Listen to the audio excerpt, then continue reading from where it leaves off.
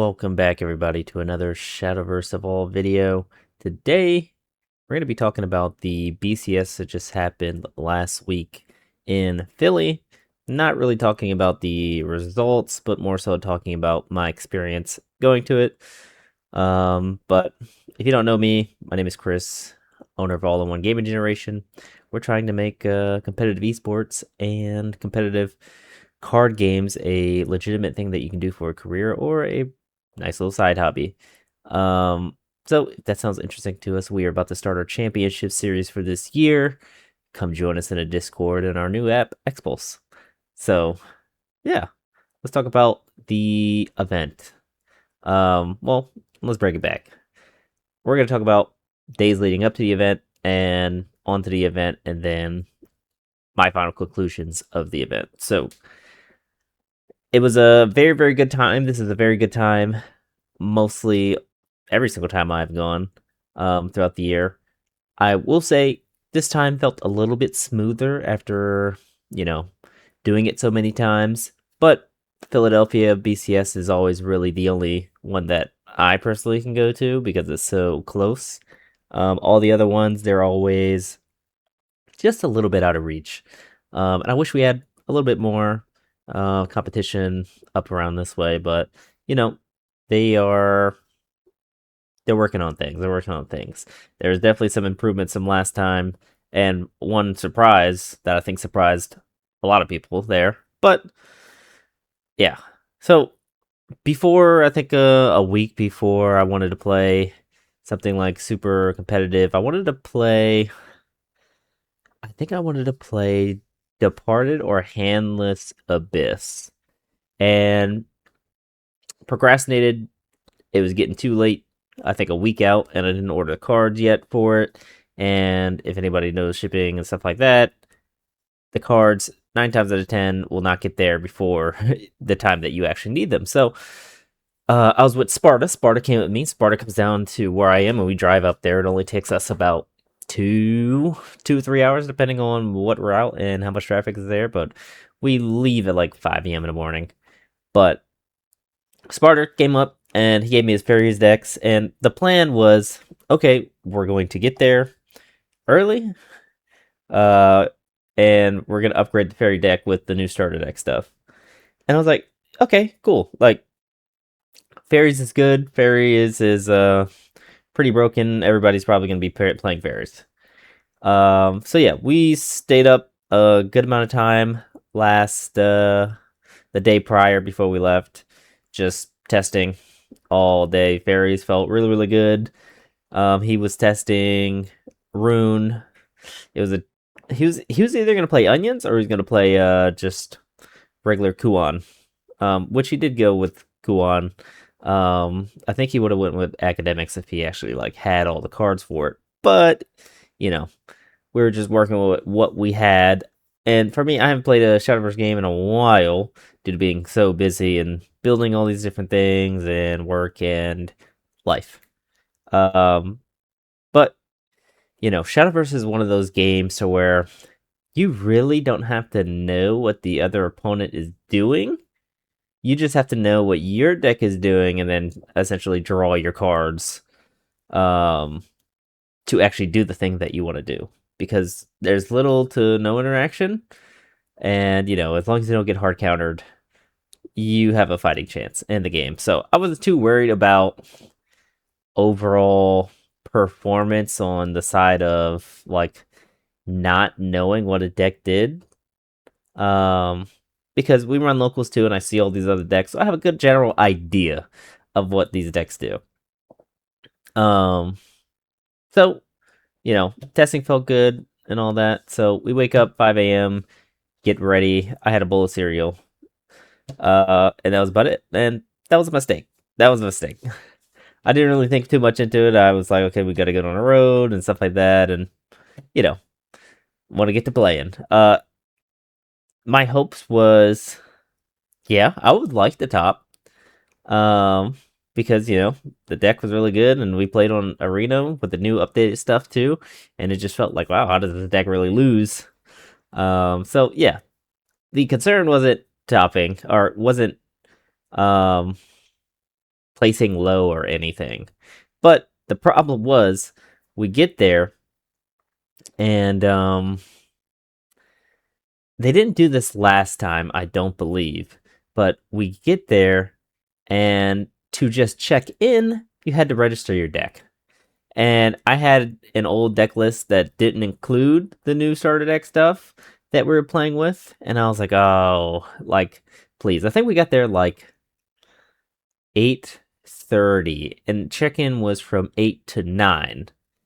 And the line was fairly decent when we got there. Most of the people that were there were actually already in, but just the fact that we had to check in with the deck list already was a little cancer. So we spent the next 30 minutes literally trying to put the deck in. So making a whole deck list for the deck that I did not plan to use, or the list that I didn't plan to use, just so we could check in. And literally, we both finished the decks and uploaded them to the Bushy Navi app like maybe 2 minutes before check-in ended. And then we get up there to check in, and we're thinking, okay, we should have enough time to just walk in here, walk to one of the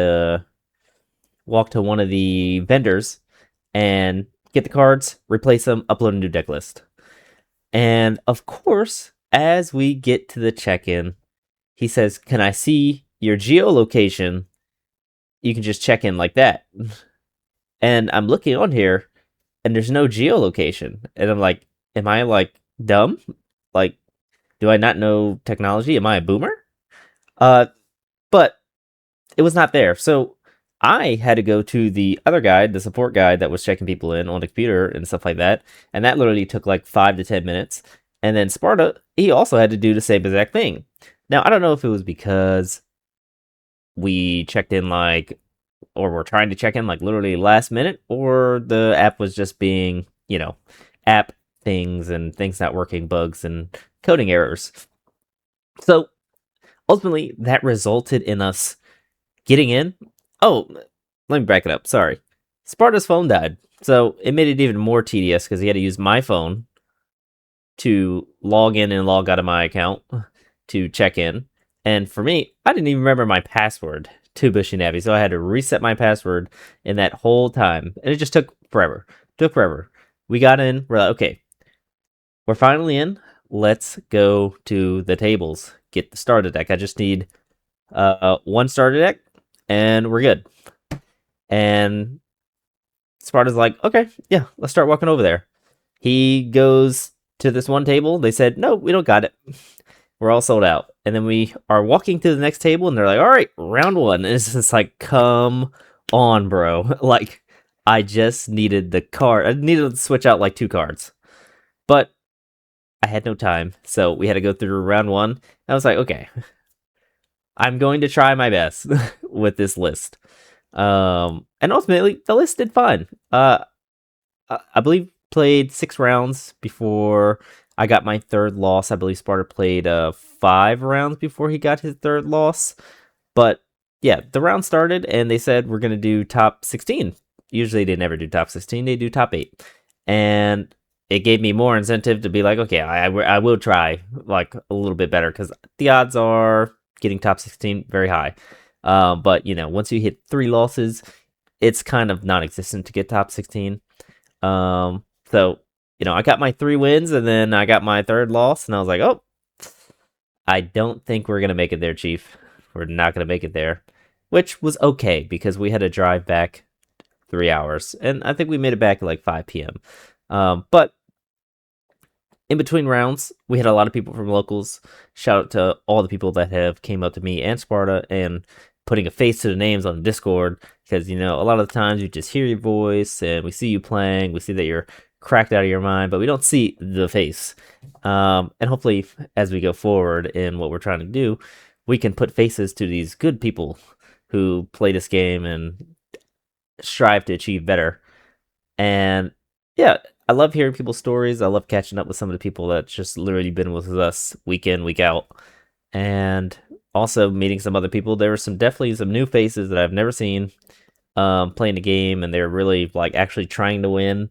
And it was enjoyable talking to those people also. So this was kind of my refresher for my daily life. I don't really get to interact with too many people, but this was very fulfilling. One of the big highlights was one of the guys from our locals, Donut, which you guys probably know. He got top 16, top 8 actually, after winning out in top 16. And he was playing Abyss as well, his usual Abyss. But, you know, that was like, I was so happy for him because, like, my gosh, you come out here to locals every single week. You're playing this game day in, day out.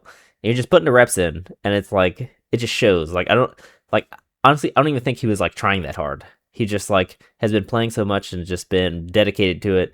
And he just wins. And it put it into a perspective of like, wow, I got 3 wins without even trying or having like that many reps in as like some of these other guys that go to the locals with us. And I could almost made it. I almost made it. So I'm like, it just goes back to my thinking of like, if you just put some time and effort into something, like you can go way more or do better than whatever you think. So shout out to Donut and shout out to everybody else who did so very well. I think we had Neku and some other people that were contending for top 16. I got to check up on them to see if they actually did, but for sure I know Donut made it top 8. So yeah, that was very fulfilling to see someone that we know and that we are with every week actually topping. Because I mean that's what we're trying to do. We want you guys to top. So we went around and we went to some of the stores, and I actually got to pick up some of the starter decks. Maybe if I would have gone to the table all the way at the end the first time, I would have got a starter deck and then been able to switch out some of my cards. But you know, performance wise, I think I did all right for not knowing exactly what most of these decks does and not having played, but having still the knowledge of how to play the game. And yes, I think I would have wished that I would have got those cards, and maybe it could have been a better time, but overall, it was a good time. So after that, we pretty much drove back, and we got back at like 5, and we concluded it. We had a little talk about it, and overall, it was good. We had some new people come join the Discord off of us just talking to them. So other than that, like, I think the event went pretty well. I'll give it a 4 out of 5. I'm taking a star away for the check-in process. But other than that, they're doing great. Like, the surprise there was doing top 16 instead of top 8, like, unheard of in a Bushiroad Shadowverse like tournament. Like, come on now. But yeah, if you guys get a chance, go to your next BCS, find your next tournament. There's just like lots of fun connecting with other people who are also playing the game and also have a shared, pretty much, future or shared goal in trying to win. So that's what I love about competitive players and just a competitive scene. It just brings out some people that are just very, very interesting, and I love that. So that was pretty much my experience at the BCS. Let me know in the comments if you guys went, and maybe we didn't know each other, and give us a little tip or insight of what your experience was, whether it was traveling there or competing or leaving, anything. So yeah, again, come join us in the Discord. Come join us for our locals and our championship series that we're gonna have. Very, very nice, very low barrier to entry. We're trying to figure out who's the best and allow people to show why they commit time and effort into this game. So without further ado, I will see you guys in the next Shadowverse video.